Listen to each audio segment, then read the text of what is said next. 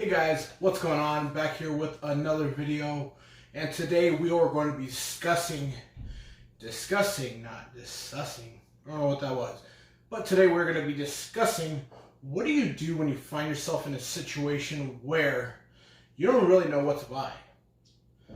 Now, you have a common sense of what you want to buy. Say, for example, I want to buy books. I have a certain amount of money that I want to buy books. And you go into that process thinking, okay, I'm going to buy this book and that book and whatever.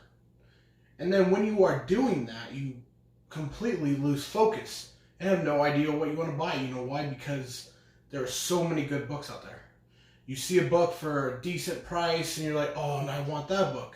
You want that book and then you want to get another book, so on and so forth. And then you don't have enough money to buy those books.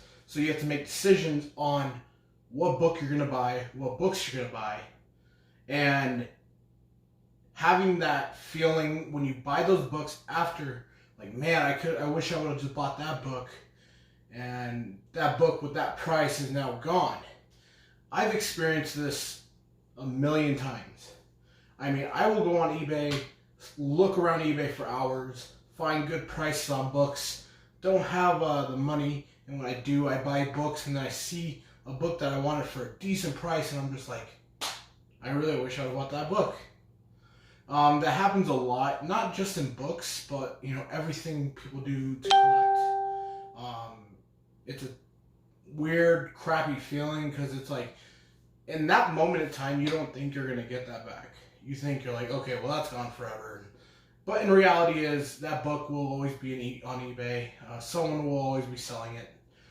Maybe not at that price, but will be for something a little bit more expensive, maybe a little bit higher grade, whatever.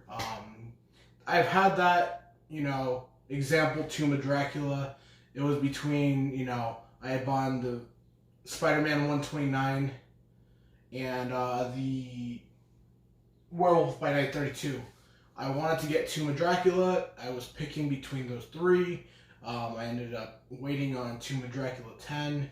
Now that book that was for like $355, now that's gone. Now I can find a Tomb of Dracula for like $400. Example like that, because it's like you see a good deal. It was low grade but good looking book. It was slabbed, but it's just like, like I could have got it, but I don't. It's one of those things where it kind of puts you down, but then you got to realize that you can get that book again. You can get that book if you save up your money, even if it's a little more expensive or whatever. So I'm going to be running into that problem. Excuse me, I just came back from a walk. I'm going to be running into that problem once this stimulus check comes in. The rare occasion where my wife is giving me the okay to really spend some money on books. I mean, I'm not talking about some, I'm talking the whole shebang bang, whole check. I'm talking books like Strange Tales 110, First Doctor Strange, Avengers 4, First Captain America and Silver Age, Fantastic Four number 4, Tomb of Dracula, not maybe Fantastic Four number 5, but Daredevil number 1. And in my head right now, it's going between get a big book that costs like $600-700, and then some smaller books that cost $50-100, and get a few books, or just get one big book.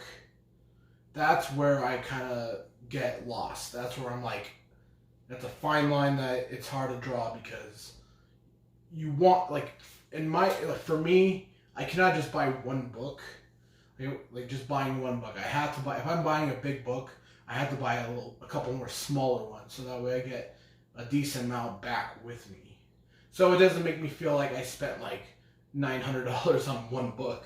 If I spent $900 on one book, I'll buy some smaller books. So, but I got this for $900, even though that's not the case, but.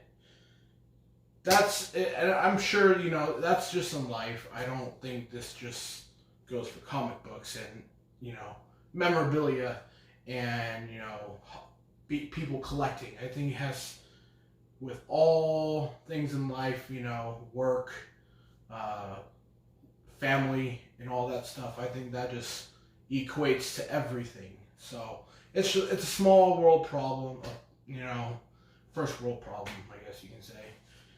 But that's why we work hard, and you know, so we can do these kind of things. But so I have a quick thing here, two things actually. If anyone has a Daredevil #1, low grade for trade, hit me up if you are looking to trade. I can do one big book. I could possibly let go of this, or maybe even this. I don't think I'd trade this. I can do multiple books, like 2 to 3 books that have some value. I have some books coming in. I have one book right here that I'm going to unbox hopefully tomorrow. So if anyone has a Daredevil #1, low grade, 1.0, shit, even a 0.5, as long as it's a nice looking, decent copy that isn't, you know, coverless and, you know, detached cover and all that stuff, then hit me up. And also, I did my giveaway.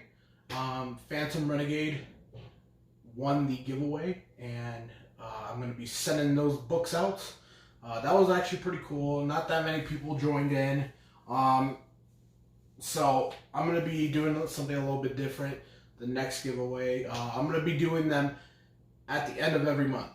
So at the end of every month, probably around like the 25th of each month, I'm going to be doing the giveaways. So it will probably be 1 to 2 books for 3 winners. So I'll be doing 3 winners, 1 to 2 books every time. So yeah. So I don't really. Did I show you guys the books? I don't. I think I did. Okay. So that's gonna be it for this video, guys. Just wanted to talk about that real quick, and hopefully we'll have a big unboxing tomorrow. Because I'm expecting like 3 to 4 books tomorrow, so to add on to this. So that's gonna be it for this video, guys. Thanks a lot. I really appreciate the subs and the likes and just you guys watching. Taking your time to even consider watching my video. It's pretty awesome. So thanks a lot for watching, and until tomorrow, hopefully I will see you then.